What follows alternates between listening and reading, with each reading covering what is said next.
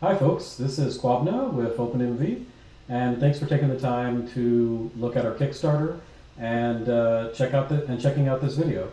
And so in this video today, we're going to be talking about the OpenMV AE3 and its dual core functionality and how you can leverage that in MicroPython. All right, so let's get into it. Okay, so I've got a demo script set up here for this purpose that we'll go into. It's got a lot going on, but I want to first describe the way the dual core functionality works. We don't got everything all tidied up just yet, but we'll get into the basics high level. My co-founder Irene invented this feature in particular, worked very hard on it, and it functions using a module called OpenAMP, which stands for Open Asynchronous Multiprocessing. And so that this module basically allows you to spin up 2 processor cores or more and execute code on them basically and synchronize between those cores. And so in this example here, we are starting a remote processor core which will be running a complete MicroPython virtual machine, and that will let that Python virtual machine execute Python code. And so there's a lot going on in the background there. There's a lot of C compiled code that's been flashed onto the firmware of the microcontroller. And just calling this basically is passing the entry point to it. We're going to get rid of this, of course, and have that be replaced with something more friendly like a label. But for right now, though, this is the way we kind of do it. And when you do that, this will allow you to start that processor and launch it. And so it's going to run with its own dedicated resources that we've compiled into our firmware image. So we've given it its own RAM spaces and etc. So it doesn't conflict with the main processor core. Once that is done, we're able to launch off this really fun thing where we can basically create asynchronous tasks that are executed on that VM. So MicroPython first has something called the async IO module. What this allows you to do is create coroutines that will run on will run your code and will run together basically. You kind of define them coroutines as using this async def terminology. And so when you do that, that basically tells the scheduler that's on board that you're going to run this Python function, right? But anytime you block, that will then return control to the scheduling system where it will dispatch another asynchronous thread that can run. And so as long as everyone yields and executes blocking calls where they give up control of the processor, a bunch of different separate programs that are able to share the CPU. And so this framework exists right now for MicroPython just to run on the main core, but we've extended it so that you can actually put these tasks on the secondary CPU and have them run on board. The way that's launched off is by putting this function decorator. A lot of black magic is happening here, but pretty much when you assign this decorator here to a async def function, what this will do is when this Python code is sent to the OpenMV to be compiled and executed, it sees that this decorator was there and says to itself, hey, this asynchronous function is meant to run on the secondary MicroPython VM, not the primary, which is where most of the code in this script is running. When that happens, you can then also assign a callback, right? And so the callback will be executed, basically returning data to the main method, to the main core, when pretty much the secondary core has something new to share. And so the secondary core now is going to import something called microspeech, which is just TensorFlow Lite's default canned microspeech demo. And this supports 2 words. Can't say them just yet because the camera is listening to me. And when it hears those words, it's going to output it's going to run a neural network model on board.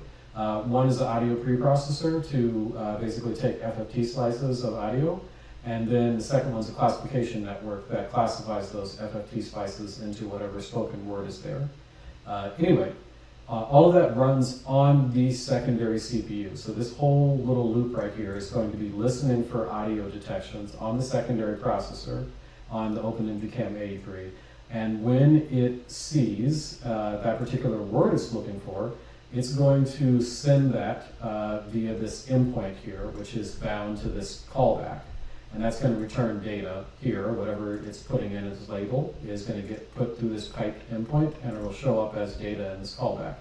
And so that can be used to communicate then between the primary core and the secondary core. And this will, of course, then allow the primary core to hear whatever the secondary core was listening to. The benefit of this is that if you think about you want to do low power compute, or you want to do something where you need to, like audio detection, for example, that needs to be continuous. You have to constantly be doing it. And so if you're processing images or et cetera at the same time, it's going to be challenging to do that and also listen to audio. And so having that second processor core, being able to run a second application effectively, really unlocks new functionality. And again, you can also put the main core to sleep and have the secondary core doing something useful too, like listening to the accelerometer or gyroscope, and et cetera. So anyway, and once this core hears whatever it's looking for, it's going to send that message that'll pop out here into the main core in this callback. And then the main core can change, in this particular example, a global variable that will change what's going on. So right now, the main core is running the FOMO algorithm. Let's change it to run the script now. Okay, so we've got the main core running the FOMO algorithm now at 120 frames a second. And so it's detecting my face here. Of course, it's going to be challenging for it to actually hear anything and listen to audio while it's doing the FOMO algorithm. So we have the secondary core now running that though in the VM. Anyway, and so for this particular example, the magic word is yes. And once you do that, you can see we just changed the GUI and we activated some new functionality. A little bit, lot going on here in this code and below, but pretty much when we heard that word, we activated a switch that changed the default GUI behavior and what we're looking at. So we got two things going on here now. We activated the time of flight distance sensor, and so this is giving us an 8x8 time of flight image that you can kind of see in the top right-hand corner. And so you can kind of see my outline of my body is kind of there in the center, and then you can see my hand as I put it over my body. It appears at a different kind of distance estimate. And as I get my hand closer, you see that red gets a little bit darker, and then I move away, you see it turns to orange, and so on and so forth. So anyway, this is a cool way that you can use the secondary processor on the OpenMV AE3. As you can see, we've wrapped it all up in Python, so you don't need to know anything about how to launch two processors, do inter-processor communication, locking, or any of those other crazy super hard computer science topics. We've taken care of that all for you. And also, just to note, when you see this microspeech demo running here, that is actually leveraging the TensorFlow library and the Ethos MPU on the secondary processor core. So this is hardware accelerated microspeech. In particular, if you were to time this method, it's computing the audio detection for those keywords like yes, and it's doing that in pretty much less than a millisecond or so. So there's plenty of power available on that secondary core to do much higher level things than just the basic microspeech examples that come with TensorFlow. You can really do full sentence recognition and many other things, which we hope to see people deploy on this platform. Now, before we go, I just want to show off that this functionality can be used to switch between models too. So right now we started off running the FOMO model on the OpenMV AE3, and it's detecting my face. And as demonstrated, we can say yes and have it switch to a YOLO model.